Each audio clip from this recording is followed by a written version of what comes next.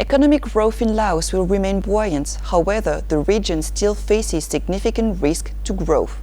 According to a new World Bank report, higher power exports and continuation of recent trends in agriculture and manufacturing is expected to improve the external balance. World Bank's Vice President for East Asia and Pacific, Mrs. Victoria Kwakwa, said via video conference from Washington D.C. that the outlook of the Laos economy remains favorable overall, but with increasing downside risk, GDP growth is projected to remain at around 7% in 2017 and 2018, supported by the healthy pipeline of power projects and growing opportunities for the non-resource sector resulting from closer ASEAN integration and efforts to improve investment climate reforms. Higher power exports and continuation of recent trends in agriculture and manufacturing is expected to improve the external balance.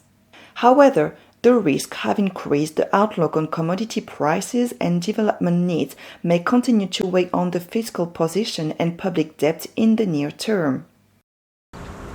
Efforts by the government to strengthen non-resource taxation, review exemptions, and improve public finance management are expected to help improve the fiscal outlook in the medium terms. The risks to the financial sector remain, particularly from the health of some state-owned banks, which still account for about half of the sector's assets. To fully reap the benefits of its hydropower potential, it is important to secure markets for the rapidly growing power generation and develop the required transmission systems.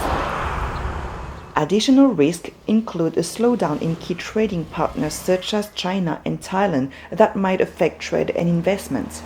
To reduce risk, the report required East Asia and Pacific countries to take measures to reduce financial and fiscal vulnerabilities.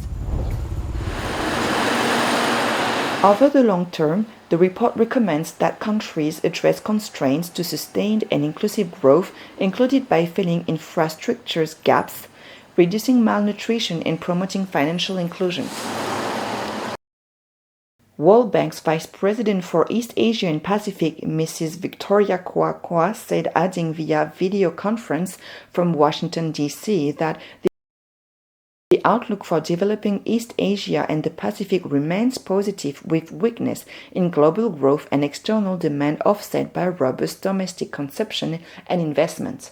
According to her, the long-term challenge is to sustain growth and make it more inclusive, including by shrinking gaps in income and access to public services, especially in China, improving infrastructure across the rest of the region, reducing persistent child malnutrition, and harnessing the potential of technology to stimulate financial inclusion. The report offers a comprehensive analysis of the outlook for East Asia and Pacific against a challenging global backdrop, including sluggish growth in advanced economies, subdued prospects in most developing economies, and stagnant global trade. The report expects domestic demand to remain robust across much of the region. Continued low commodity prices will benefit commodity importers and keep inflation low across most of the region. Finally, the report recommends that countries harness the potential of technology in transforming financial services and increasing financial inclusion.